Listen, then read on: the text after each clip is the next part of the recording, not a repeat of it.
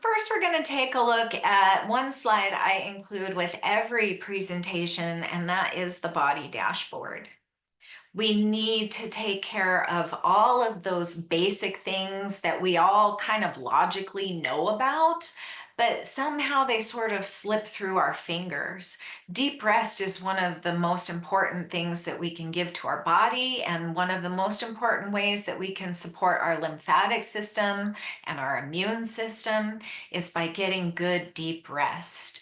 So making sure that your sleeping situation is comfortable and safe.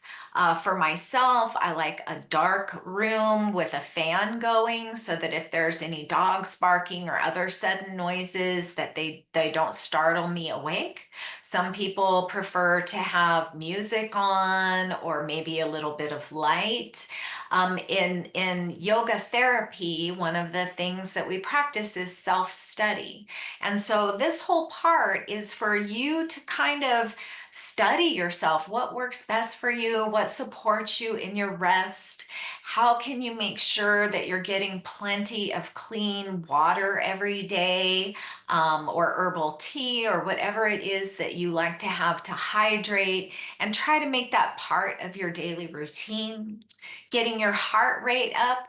Obviously, this is under your doctor's release, especially if you're under active treatment or if you're still in recovery after surgery. You want to make sure that you have your doctor's release so that it is safe for you to begin getting your heart rate up. But once it is, start with slow, gentle things like yoga, which can be adapted for just about any level of energy, or gentle walking, or maybe a gentle bike ride, whatever feels right to you. Getting air on your skin, getting outside, just maybe even being surrounded by plants in your room if you can't get outside, for instance, if it's really rainy or really cold. But just having a few deep breaths outside can be very restorative. And of course, we all know we should be eating healthy. Sugar is just an addictive substance that tastes really, really good and helps to make us feel better. God, who doesn't love to have a donut every now and then? I sure do. But sugar just kind of wreaks havoc on our immune systems, and bringing in fresh, healthy nutrition, preferably organic if you can afford it and it's available to you. And if you can't, just buying the most nourishing food you are able to, and to give that to yourself as a gift, to prepare that food with the intention of nourishing yourself, can be really a positive way to approach life. And then elimination, which, talks about the obvious things like pooping and peeing, just to put that all out there, but also to cry. Sometimes we need to let some emotions go. Sometimes we need to laugh hysterically. Sometimes there are habits or practices or maybe even toxic people in our lives that we need to be able to let go of.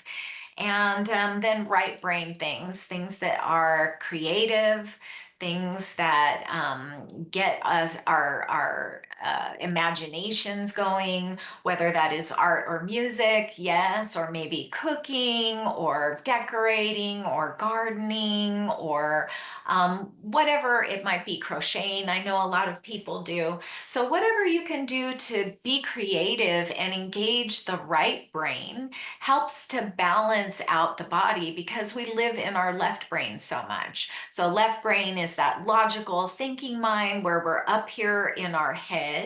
The right brain is the emotional creative mind. And when we have balance between those two sides, we also have balance in our nervous systems, and then that trickles down to our lymphatic system and our immune system. So let's see here. I'm going to Get myself out of the way there. All right, so the lymphatic system is part of the Pranamaya Kosha. In yogic philosophy, our bodies consist of 5 koshas. Those are the Annamaya kosha, or the physical body, what we refer to in yogic philosophy as the food body. So that's like your skin, your muscle, your ligaments, your tendons, the actual physical body. The pranamaya kosha is the energy body. So that's the breath, the lymph, the blood, the vitality, that part of our body. We also have the manomaya kosha, which is the mental body, the thinking body.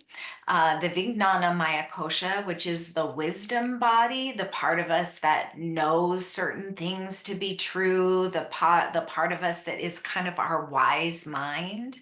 And that differentiates from the mental body, and the mental body can be anxious or depressed or worried or fearful or excited or whatever a particular occasion might bring forth from us. But that wisdom body is kind of a deeper layer. And then we have the Anandamaya Kosha, which is the goal of yoga and meditation, the bliss body, the part where we just know that the universe has our back, and we just love life and love every aspect of it. And if we're really, really lucky, we might get very short glimpses of that out here in the real world. But for tonight, we'll be talking primarily about the pranamaya kosha. Like I said, that is the flow of prana, and it is also where our blood, our lymph, our cerebral spinal fluid, all are located, and also where the chakras are. So if you're into yogic philosophy and you know about the chakra system, the chakras, which kind of govern our development, our ability to think and express and love, though are and to be intuitive, that chakra system is also in the pranamaya kosha. The Like it says here, the blood brings in the groceries, the lymph takes out the trash. So one of the things that the lymph is responsible for as it flows throughout our bodies is gathering up cellular debris, abnormal cells like cancer cells, bacteria, viruses, toxins, like from, our food that maybe has pesticides on it, or heavy metals in our fish, or whatever else. The lymph kind of carries all of that away for us. So the blood brings in the oxygen and the nourishment from our food, and the lymph takes all of that out. The lymph passageways are actually located right underneath the skin. So if you've ever skinned a piece of chicken, a chicken breast or a thigh, there's a little membrane that is underneath the skin and right on top of the muscle, and that is the fascia. We too have fascia in our bodies. It covers us from our head to our feet, and the lymphatic passageways reside in that membrane. So if I were to literally lay a nickel on the back of my hand, that's all the pressure that would be required to be touching the fascia, to be giving sensation to the fascia and to the lymphatic vessels that are located in the fascia. So when we do our lymphatic massage practices, we don't need to press very hard. We can be very, very gentle with ourselves. We can do things to balance the lymph and the prana, like connecting to nature, good nutrition, fresh air and water. Rituals can also be really great too. And again, that comes in a lot with yoga therapy. There is a practice of our daily dinacharya, is what it's called. And it's basically our daily Well, for yogis, it's our yoga practice. It is our meditation. For it might be a nice long shower or a self massage. It might include lighting a candle or having a cup of quiet tea. Whatever kind of feeds your soul, nourishes your spirit, nourishes your body. So that's our daily practice. But we can have other rituals too. Maybe that's taking your dog for a walk. But whatever it is that kind of is daily for you is what we're looking for here. When we're reprogramming the nervous system, we are reprogramming years and sometimes decades of habitual patterns. So the best way to change any kind of pattern is to change how we respond, to do something new, to replace that pattern with something new. So being able to kind of give that gift of time to yourself every day is really important. And then another way we can support our lymphatic system is to do other kinds of breath practices and just be aware of your breath. So even throughout your day, as you're working or driving, you might notice, oh, it's been a while since I've taken a deep breath here. And maybe just taking the time to take 3 of those cleansing breaths we just practiced together, taking a nice big inhale through the nose and a big exhale, just softening your body and letting go of stress can start to retrain our nervous systems to find that more calm, balanced state. Things that cause imbalance are prolonged stress, fatigue, muscle weakness, trouble concentrating, unexplained pain, polluted air, noise pollution, smoking, too much talking, anything else that you might think of that is on this list of things that just are in your daily life that make you feel a little bit off kilter, a little bit out of balance.